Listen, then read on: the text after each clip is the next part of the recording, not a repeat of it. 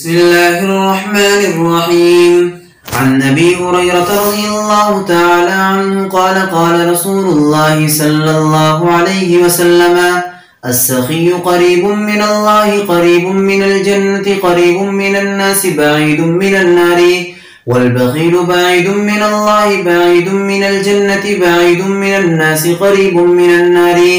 ولجاهل سخي أحب إلى الله من عابد بخيل، رواه الترمذي.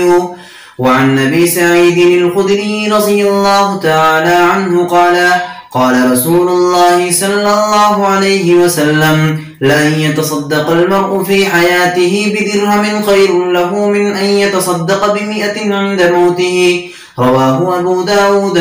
وعن أبي الدرداء رضي الله تعالى عنه قال قال رسول الله صلى الله عليه وسلم: مثل الذي يتصدق عند موته أو يعتق كالذي يهدي إذا شبع، رواه أحمد والنسائي. وعن أبي سعيد رضي الله تعالى عنه قال رسول الله صلى الله عليه وسلم: خصلتان لا تجتمعان في مؤمن، البخل وسوء الخلق، رواه الترمذي. وعن أبي بكر الصديق رضي الله تعالى عنه قال رسول الله صلى الله عليه وسلم: لا يدخل الجنة خب ولا بخيل ولا منان، رواه الترمذي. وعن أبي هريرة رضي الله تعالى عنه قال رسول الله صلى الله عليه وسلم: شر ما في الرجل شح هالع وجبن خالع، رواه أبو داود. وسنذكر حديث أبي هريرة: لا يجتمع الشح والإيمان في كتاب الجهاد إن شاء الله تعالى. وعن أبي هريرة رضي الله تعالى عنه أن رسول الله صلى الله عليه وسلم قال رجل: لأتصدقن بصدقة، فخرج بصدقته فوضعها في يد سارق، فأصبحوا يتحدثون: تصدق الليلة على سارق، فقال: اللهم لك الحمد على سارق.